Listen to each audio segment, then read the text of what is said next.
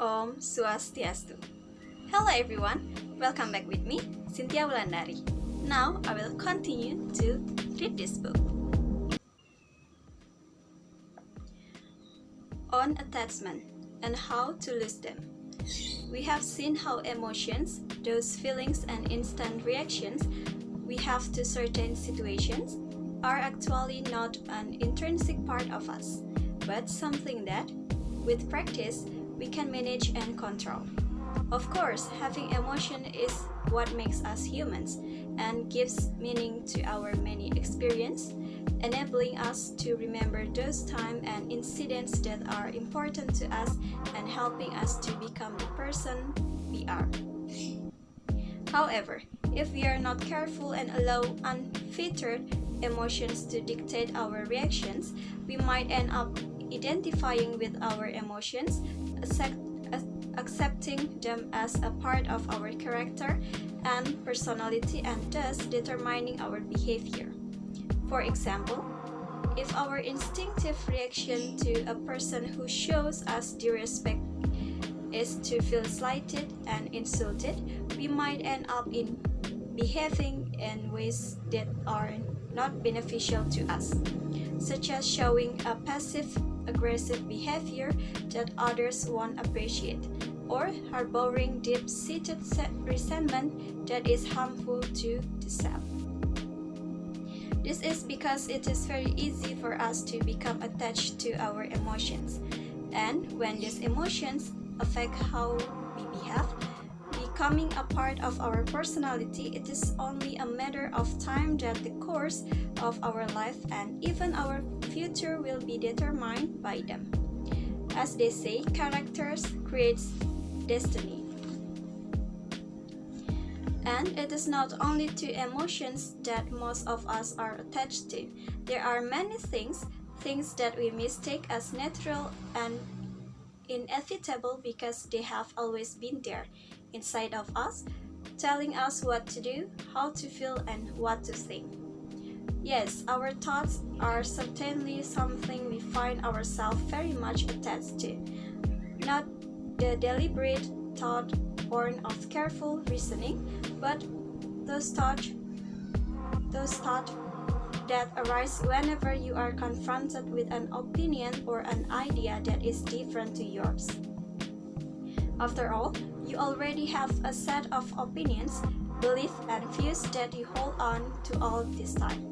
Beliefs that you feel make you who you are, and if you were to let them go, your being would be the poorer for it. Thus, not only are you attached to your opinion and belief, but you would resist any attempt to have them changed, let alone attack. Instead, you would do anything to protect them. The more others criticize your views, the more you hang on to them as if they are some physical possession. Other things that we find ourselves attached to are our desires. Yes, our wants and desires make up a big part of what is going on inside of us. We want to be this, we want to have that. I won't be happy unless I have a lot of money, a lot of friends, a fantastic job, a beautiful house, a wonderful partner, and so on and so forth. And as you go through life crossing off your wish list, you find that the list never gets shorter as there are always more and more things that you desire in your life. Because deep down, it is not just the thing in itself that you wish for, but the desire to feel a lack in your life. A lack that is always there no matter how often you wish your wishes are fulfilled, so that this desire, this feeling of constant craving, rather than the object of desire itself, becomes a source of attachment. It might be you are also attached to a certain way of doing things, so that they become a habit or an obsession. Or you are attached to your material possessions, always fearing losing them because that would mean losing a part of yourself. Perhaps you are attached to certain people or certain relationship because these people and this relationship define the way you look at yourself or how you value others. You might be attached to your job and your status, finding in them the comfort of knowing where you stand and what your worth is, so that losing that job or being removed from that position means that you are no longer relevant, that you may as well not exist. Yes, our life is indeed a series of attachment. It's part of our condition as a social animal. Attachment gives us a sense of identity, security, and the feeling that we matter.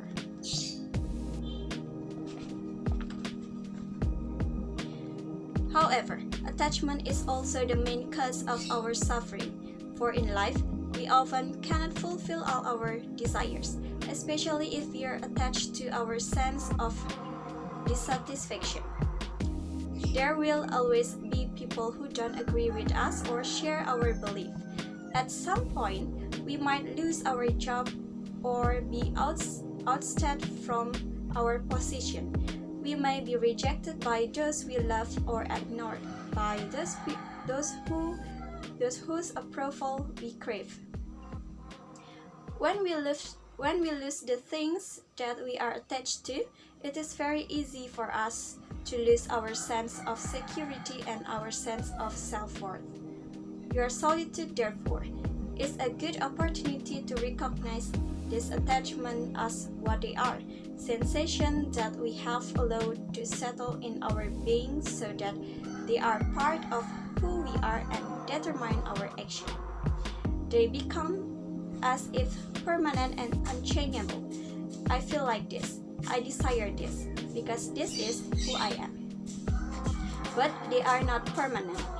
Instead, try to see your attachment like you would an itch. Your instinct might be to frantically scratch the itch, hoping that it will go away. And yet, what you are doing is making the itch bigger and more instant. Probably, it might even cause a wound that causes you even more pain. The next time you feel that itch, when a desire rises within you, or a sense of anxiety at losing your job or your pride, or resentment when somebody doesn't think much of your opinion, instead of scratching it, just recognize it for what it is. A temporary sensation that will soon go away if you just ignore it or leave it alone. You don't have to succumb to its call, however tempting, or to its command, however insistent, because at the end of the day, nothing is permanent and it too will pass. And you might find that freed from your attachment, the attachment that causes you to fear losing your sense of security, to fear being rejected and humiliated, and have your sense of self-worth questioned. What you end up with is a much healthier and happier attitude to life, a life in which you are the master of your emotion. On individualism. We like to think of ourselves as individuals, and deep down, each one of us tends to think of our own self as the most important individual around. How can we not? After all, we cannot imagine a life where we do not exist and everything around us is only relevant on so far as how they relate to us. To us, we are the center of everything. Our needs are the most urgent, our opinions carry the most truth, and our beliefs are the only valid ones around. We take pride in our individualism and we craft our life in order to become a successful individual. Because when you are successful as an individual, the world will reward you for it and recognize you as someone who has achieved something that nobody else could do, or at least better than those around you. Inside us, We have an ego that constantly reminds us of how important we are as an individual and how different we are from everybody else around us. It is this ego that tells us that we are special and therefore more entitled and deserve to be treated well, or if possible, better than anybody else.